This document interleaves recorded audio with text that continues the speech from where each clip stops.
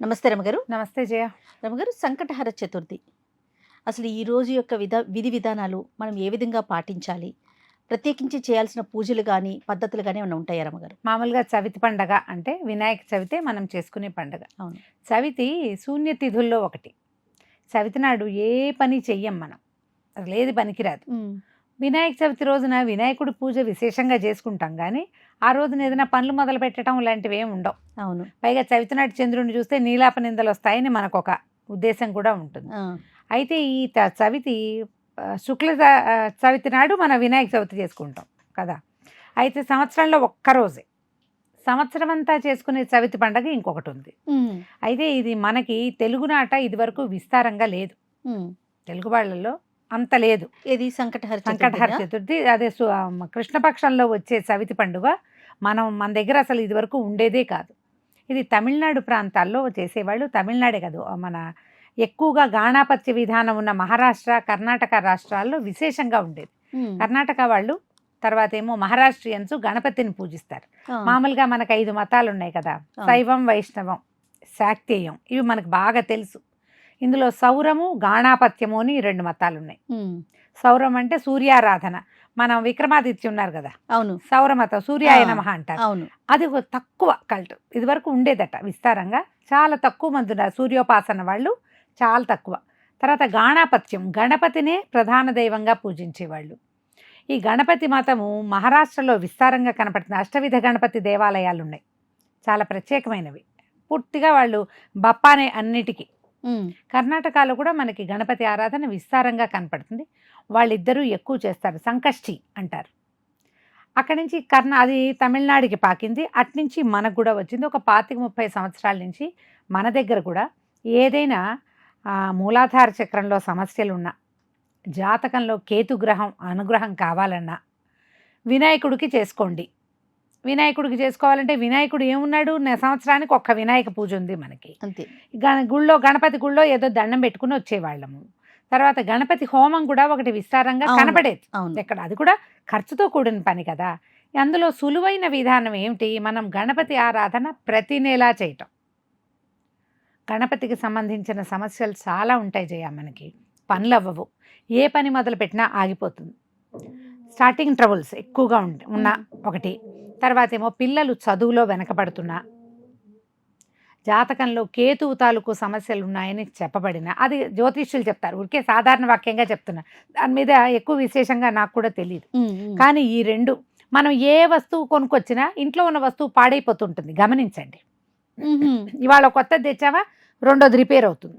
దీన్ని రిపేర్ చేయగానే 3వ రిపేర్ తయారవుతుంది. అట్లా ఒకదాని వెనకాల ఒకటి రిపేర్లు అవుతుంటే మీ ఇంట్లో గణపతికి ఏదైనా చేసుకోవాలి.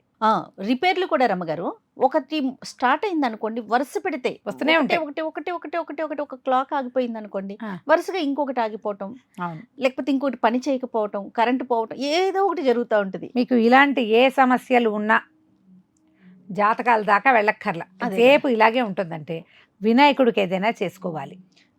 దేవాలయానికి వెళ్ళొచ్చు. ఈజీ మెథడ్ నేను ఇప్పుడు చెప్తున్నా. సంకటహర చతుర్థి చేసుకోండి. ఇది ప్రతి నెల కూడా మనకి ప్రతి నెల వస్తుంది. దీని ఈజీ మెథడ్ ఏంటి, ఒక తెలుగు క్యాలెండర్ పెట్టుకోండి, ఇంట్లో ఎదురుగుండా కనబడే చోట, కిచెన్లోనో, దేవుడి గదిలోనో, బెడ్రూమ్ తలుపు వెనకాలో పెట్టుకోండి. ప్రతి నెల సంకటహర చతుర్థి తెలుగు క్యాలెండర్లో చిన్న వినాయకుడి బొమ్మ వేస్తారు. కృష్ణపక్ష చవితి అంటే ఎప్పుడు వస్తుంది, ఇది పౌర్ణమి వెళ్ళిన ఇంచుమించుగా 4వ రోజు. ఈ రోజున మీరు గణపతి ఆరాధన విశేషంగా చేసుకోవచ్చు. నేను సింపుల్ మెథడ్, మీరు దేవాలయానికి వెళ్ళి పూజ చేసుకోవచ్చు. పగలు ఉపవాసం సంకష్టికి, మన పద్ధతి తెలుగునాట అందరూ ఇదే పాటిస్తున్నారు. ఇది చేసుకుంటే ఈజీగా వెళ్ళిపోతుంది. పగలు ఉపవాసం ఉండి సాయంకాలం చవితి సాయంత్రం ఉండాల్సిన నియమం మాత్రం ఉంది. రాత్రికి చవితి ఉండాలి. చుక్కలు కనపడ్డాక ఆరాధన పూజ చేసుకుని, గణపతి పూజ మనకు తెలుసుగా, గణపతి పూజ చేయటం మనం ప్రతి ఏటా చేసుకుంటున్నాం, అదే చేసుకోండి. మనం అందులో ఏం చెప్తాం, వర్షే వర్షే ప్రయుక్త వినాయక వ్రతకల్పం కరిష్యే అంటాం. ఇప్పుడు వర్షే వర్షే ప్రయుక్తం అనద్దు, మాసే మాసే ప్రయుక్త గణపతి పూజ కరిష్యే అని చెప్పుకుంటే సరిపోతుంది. వర్షాన్ని మాసం చేసాం అంతే అంతే. ఆ గణపతికి ఎలా పూజ చేయాలి, మనం కుడుములు ఉండ్రాళ్ళు ఏమైనా చేసుకోవటం, గరిక కాస తెచ్చుకోవటం, కాసిన పువ్వులు అక్షతలు కలుపుకోవటం, సింపుల్ షోడశోపచారాలు చేసుకోండి. కథ చదువుకునే పని లేదు. మ్మ్. అర్చన చేసుకోవడం, గణపతి అష్టోత్తర శతనామావళి ఉంటుంది, అవునండి. శతనామాలు చదువుకోండి, చక్కగా పువ్వులు సమర్పించండి, గంధము, ధూపం, దీపము, అక్షతలు సమస్తము సమర్పించండి. కుడుములు చేసుకున్నాం కదా, ఏదైనా ఒక తీయటి పదార్థం కూడా చెయ్యండి. సమయం చాలకపోతే ఈ కుడుములతో పాటు కాస్త బెల్లం పెట్టండి. బెల్లము, నెయ్యి వేసి కుడుముల్ని ఆరగింపు చేయండి. కొబ్బరికాయ కొట్టచ్చు, అరటిపళ్ళు పెట్టచ్చు, తర్వాత ఏమో కొంచెం పెసరపప్పు నానబెట్టి పెట్టచ్చు, అటుకులు ఉంటే అవి పెట్టచ్చు, పటిక బెల్లం పలుకులు పెట్టచ్చు. ఏవైనా కుడుములతో పాటు మ్మ్. చక్కగా నివేదన చేసుకోండి. నైవేద్యం పెట్టుకుని ఆ ప్రసాద స్వీకారం చేసి పగల భోజనం చేయలేదుగా మనం, రాత్రికి భోజనం చేసేయండి. ఇది రాత్రి 9ంటికి చెయ్యొద్దు. సూర్యాస్తమయం అయ్యి చంద్రోదయం అవ్వగానే చవితినాటి చంద్రుడు లేతగా కనపడతాడు. పౌర్ణమి వెళ్ళిన 4వ రోజున మనకి కాస్త తొందరగానే వచ్చేస్తాడు, అవునవును. పెద్దగాను ఉంటాడు. చక్కగా అప్పుడు పూజ చేసేసుకోండి. ఒక్కసారి చంద్రుడిని చూసి దండం పెట్టుకోండి.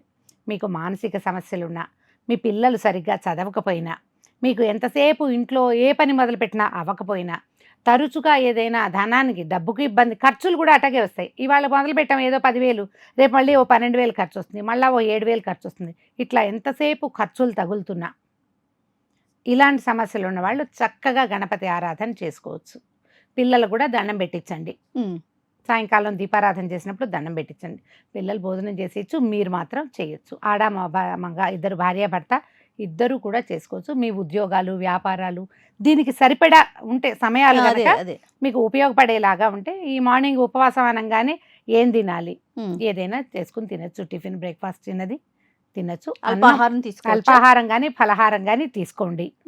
ఆహారం అన్నం తీసుకోవద్దు. రాత్రికి వంట చేసుకుని చక్కగా స్వామివారికి అది కూడా నివేదన చేయొచ్చు, చేయపోయినా తప్పులేదు. ప్రధాన నివేదన ఏంటంటే కుడుములు, ఉండ్రాళ్ళు, గరిక స్వామివారికి సమర్పించటము. ఈ లెక్క ప్రకారం చేసుకోండి. ప్రతి నెల చేసుకోవచ్చు. ఇన్ని చేయాలి అన్న నియమం లేదు. మ్మ్. మీరు ఏదైనా విశేషంగా మొక్కుకుంటే ఒక 5 వారాలను, 5 నెలలను, 9 నెలలను, నెలకు ఒక్క మాటే కదా వచ్చేది, వస్తుంది. అవును. చేసుకోవచ్చు. ఇప్పుడు ఈ చవితితో పాటు శుక్ల చవితి నాడు కూడా మనం దండం పెట్టుకోవచ్చు గణపతికి.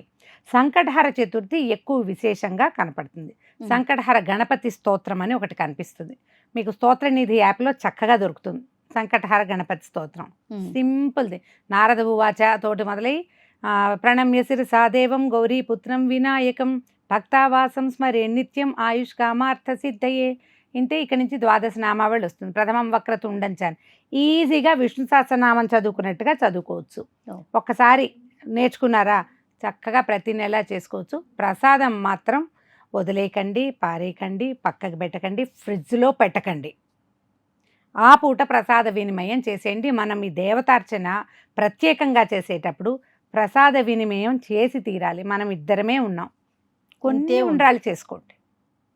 ఇంకొంచెం విశేషంగా 4-5 పెట్టండి. ఒక కొబ్బరికాయ, ఇంకో 2 అరటిపళ్ళు, ఇంకా అంత పెసరపప్పు, ఇంత పానకం చేయండి. ప్రసాద వినిమయం చేసేయండి. ఈ శ్రద్ధ వహిస్తే గణపతి ఎంత క్షిప్రఫలదాయకుడు అంటే ఇట్లా అడిగితే అట్లా ఇచ్చేస్తాడు. అడగటమే మన లోటు.